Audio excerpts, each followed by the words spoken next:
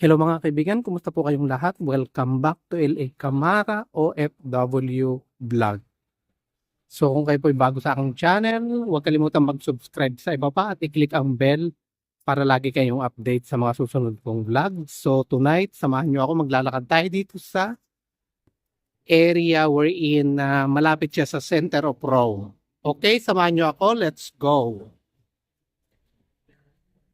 So maganda itong daang ito, it is shortcut going to Campo di Fiori.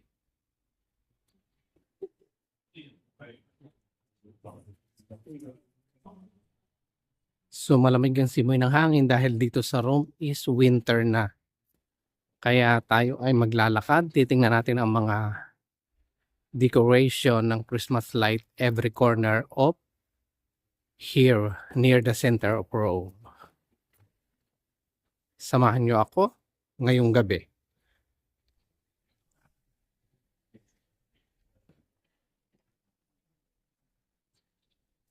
Okay, this is the direction of Campo di Fiori. Actually guys, Fiori sa English is flowers. Okay, maglalakad tayo dito. Shortcut ito papunta sa Campo di Fiori. So ito yung pinakadaanan ng mga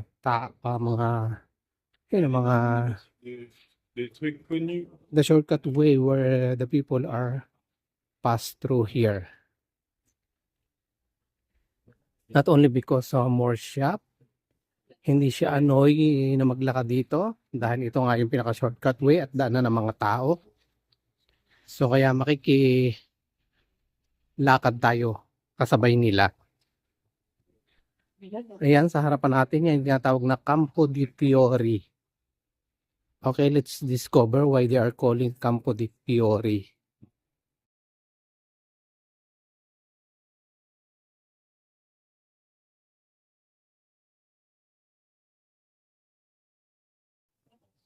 So sa araw, during the day, marami dito mga stands selling other variety of goods. Sa gabi, yan, restaurant, both side. Here.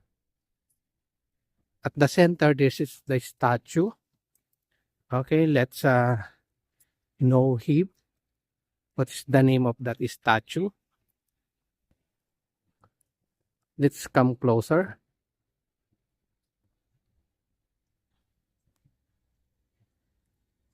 This is the name of the statue, Bruno, il Secolo da Divinato o dove il Rogo Arse.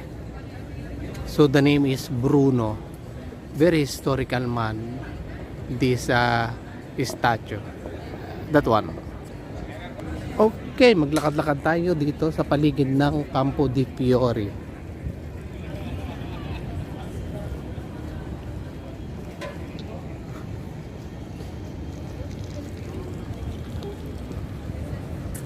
So let's go here. Okay, nandito sa other side. We are here in the other side of Campo di Fiori. So there is two fountain. Seems like a cup. This is the first one and the second one is that one. Let's come closer. Very beautiful because the light will reflect and become bluish. That one, okay, very nice. So this is the second one. Very nice. Okay, after Campo di Fiori, let's go to walk to Navona Square. Let's see during at night. Okay, samahan nyo ako. Let's go. Actually, Navona Square and Campo di Fiori is very close to each other. Maybe around 100 meters away, the difference. Kaya it's a walking distance, maybe around 5 to 10 minutes only. Okay, let's go there.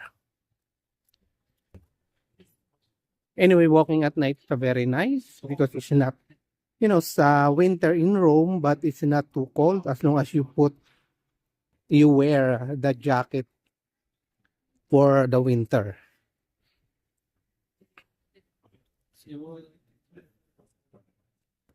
Okay, let's go. We're getting closer to Navona Square.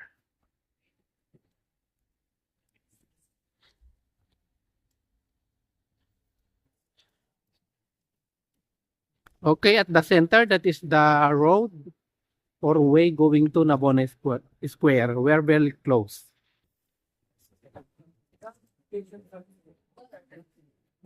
Okay, lakad-lakad lang tayo.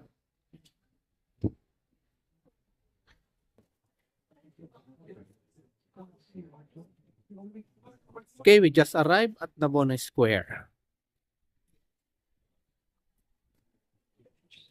Actually, guys, Navona Square is popular for tourist destination. There are 3 fountains here. This is the first fountain and I think under renovation, but it's working. This one. Very beautiful, right? Okay, let's roaming around here, Navona Square. So a little bit crowded.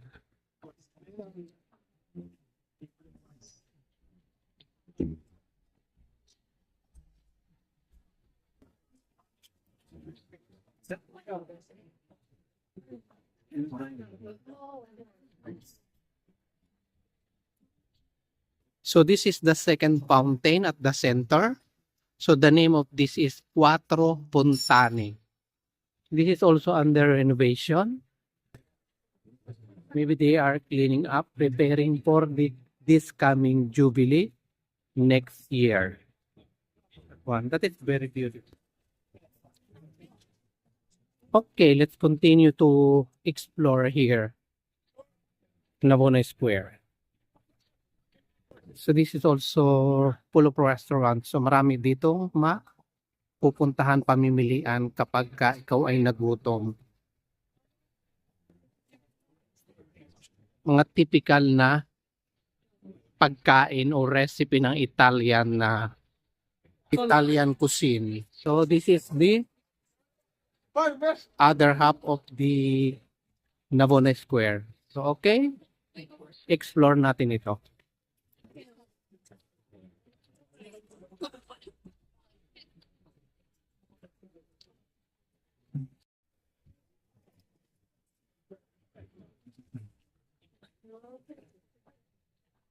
Okay, after Campo di Fiori, Navona Square, let's go to Pantheon.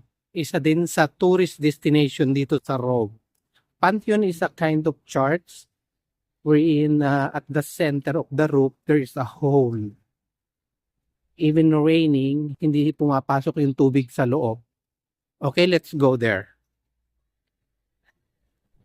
Ito yung pinaka-shortcut way papuntang Pantheon. As what I said, ang Pantheon ay isa kind of church, old church, na may butas sa gitna. Na kahit umuulan ay hindi pumapasok yung tubig. But right now, we cannot enter dahil sarado na, gabi na. Okay. Malapit tayo sa Pantheon. Actually, the difference between Pantheon and Navona Square, maybe around 150 meters only. Very close. Ito yung pinaka-shortcut way, kaya dito dumadaan ang mga bumibisita o mga tourists dito. During the day, this is very crowded.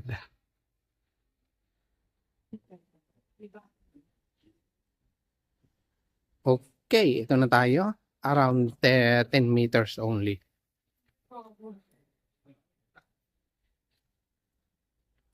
Marami din dito ang restaurant. Kaya pag nagugutom, pwedeng kumain. Here we are. This is the Pantheon. So para siyang diamond sa gabi because of the reflection of light and clean water. Ayan ang Pantheon, yung nasa gitnang yan. Sa inside that building is the church. So marami pa rin mga tao. na nag-picture at bumibisita kahit gabi na. Okay, we're getting closer. Bukas pa pala. Okay, let's try to enter kung walang bayad.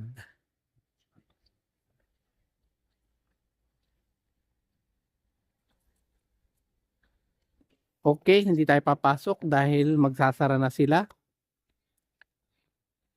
Maybe one day. Ayan, oh, ayan yung church niya. Maganda ang church niya sa loob. Okay, lakad-lakad tayo dito sa paligid ng Pantheon. Ito yung hotel na aking pinagtrabahuhan dati. Ayan, yung nasa gitna.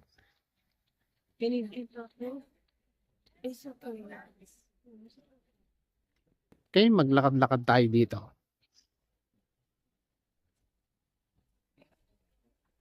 Okay. Maglakad tayo dito sa biyang ito. Maganda siya. Crowded din. Dahil maraming mga naghahanap ng makakainan. Both side. Puro restaurant siya. Okay.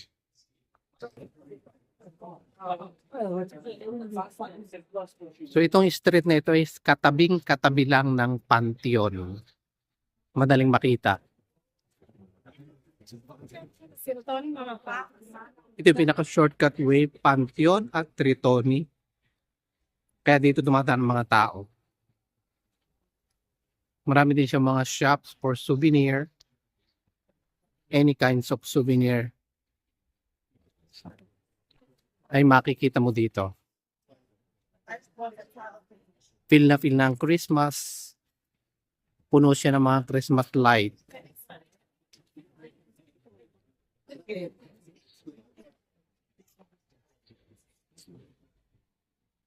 Okay, ito na yung exit. So maybe a few minutes we end this vlog. Maraming salamat sa inyong panunood. Hindi pa kayo nakapag-subscribe. Sana mag-subscribe na kayo sa aking channel. At i-click nyo ang bell para lagi kayong ma-update sa susunod kong mga vlog na ipopost. Thank you so much again. Okay. So kung hindi pa kayo subscribe na. Maraming salamat sa inyong panonood. Thank you so much. Until next time. Bye. Don't forget LA Camara, OFW Italy. Para lagi kayong nakakapanood kung gaano kaganda ang Italy kahit hindi kayo nakakarating dito, makikita nyo sa aking vlog. Okay, bye-bye. Thank you.